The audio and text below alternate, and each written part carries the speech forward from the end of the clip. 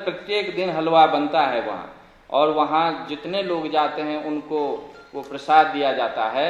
और सेना आज भी इस बात के लिए आदि शंकराचार्य का नमन करती है, क्योंकि भारतीय अखंडता में, सीमा की सुरक्षा में उन्होंने जो दूरदृष्टि दिखाई थी, इसके कारण लोगों का, जैसा कि आपने कहा कि जो उत्तर भारत के लोग दक्षिण भारत में जाना, जो हमारे यहाँ 4 धाम की यात्रा है, दक्षिण भारत के लोगों का उत्तर में आना, जो देश की सीमा है उस सीमा पर हमेशा लोगों की गतिविधियां होना, ये सारी चीजें जो हैं वो उनको सेना की दृष्टि से नमनीय बनाती है।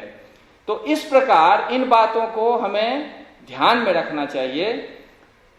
थोड़ा सा जो टेक्स्ट है उस पे और थोड़ा सा जो उनकी फिलॉसफी है उन पे मैं थोड़ा सा बात करना चाहता हूं कि आज जो 4-5 इश्यूज हैं जो वैश्विक है और जिसपे आदि शंकराचार्य और उपनिषद के सिद्धांतों का सर्वाधिक महत्व है, उसमें पहला इशू ये है कि क्या हम गॉड का ट्रांसलेशन ईश्वर कर सकते हैं या ईश्वर का ट्रांसलेशन गॉड कर सकते हैं? नहीं कर सकते। ये मूल सिद्धांत क्या है कि जो सेमेटिक कल्चर है उसका जो गॉड है वो गॉड इस क्रिएशन से बाहर है। भारत का जो ईश्वर है वह इस क्रिएशन, इस संसार के अंदर है। जैसे गीता में कहते हैं ना, ईश्वर सर्वभूतानां हृदय सेर्जुन तिष्ठति। देखिए, हम जब ईश्वर का कुछ करते हैं तो हम ध्यान करते हैं। ध्यान क्यों करते हैं? क्योंकि हमारे अंदर है।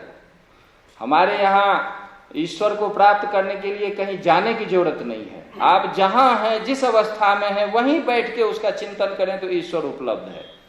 वेद में एक वाक्य लिखा है, तत्सृष्ट्वा तदेवानुप्राविशत्। ईश्वर कण कण में विद्यमान है, जबकि सेमेटिक कल्चर का जो ईश्वर है वो बाहर है। इसीलिए आपको ईश्वर को प्राप्त करने के लिए इस संसार को छोड़ के जाना पड़ेगा। तो इसलिए इस सिद्धांत को आदि शंकराचार्य ने बहुत आगे बढ़ाया, क्योंकि ईश्वर हमारे अंदर है, ईश्वर इस समाज में है। जब ईश्वर समाज में है तो फिर समाज में कैसे कोई ऊंच हो सकता है, कैसे कोई नीच हो सकता है, कैसे किसी एक बिरादरी का व्यक्ति दूसरी बिरादरी से नहीं जुड़ सकता है। एक बात ये महत्वपूर्ण है जो हमें ध्यान देना चाहिए। आइंस्टाइन जैसे व्यक्ति को, आइंस्टाइन को किसी पत्रकार ने पूछा कि do you believe in God?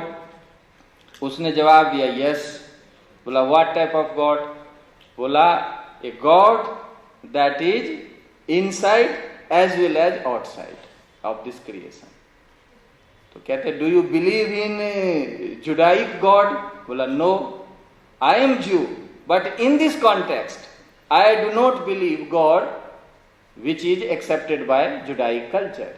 क्यों? क्योंकि साइंटिफिक एक्सपेरिमेंट में जब उन्होंने E=mc² बताया तो E=mc² में एनर्जी इस संसार से बाहर नहीं है, एनर्जी इसी संसार में है। एनर्जी के 2 रूप होते हैं। एक रूप जो है वो जो नॉन फंक्शनल है, एक फंक्शनल है। जो नॉन फंक्शनल है उसको हमारे आदि शंकराचार्य ने कहा ये निर्गुण ब्रह्म है। जब वो फंक्शनल हो जाता है तो सगुण ब्रह्म है। इसी को तुलसीदास जी ने, इसी को आप जितने हमारे लोग हैं वो कहते हैं कि निर्गुण और सगुण में इतना ही भेद है। एक नॉन फंक्शनल है, एक स्टैटिक पोजीशन में है, दूसरा फंक्शनल है जो डायनामिक पोजीशन में। 2 स्थिति जो है यही वस्तुतः निर्गुण और सगुण का रूप है। जो नासदी सूक्त हम देखते हैं ऋग्वेद का, वो कहते हैं न सद आसीत न असद आसीत, न कार्य था न उसका कारण था, फिर भी एक था।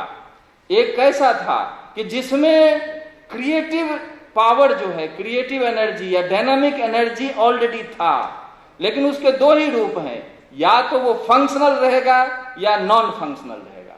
जब हम सुषुप्तावस्था में जाते हैं तो नॉन फंक्शनल हो जाते हैं, जब हम स्वप्नावस्था या जागृतावस्था में आते हैं तो फंक्शनल हो जाते हैं। तो हमारे प्रत्येक व्यक्ति की भी 2 अवस्था प्रतिदिन है। हम जागृतावस्था में हैं तो हम फंक्शनल हैं, हम स्वप्नावस्था में भी रहते हैं तो फंक्शनल होते हैं, लेकिन सुषुप्तावस्था में जाते हैं तो नॉन फंक्शनल हो जाते हैं। वहां इंटैक्ट हो जाता है सब कुछ, वहां सारी चीज जो बाहर की चीज है वो एक जगह आके संगठित हो जाती है। वैसे ही जब ये सृष्टि होती है तो ये फंक्शनल है, जब सृष्टि घनीभूत होकर एक कारण रूप में आ जाती है तो नॉन फंक्शनल हो जाती है। जब नॉन फंक्शनल हो जाती है तो निराकार ब्रह्म हो जाता है, जब फंक्शनल हो जाती है तो साकार ब्रह्म हो जाता है। यही आपने जो कहा कि सगुण और निर्गुण का मणिकांचन संयोग है। तो ये जो आचार्य शंकर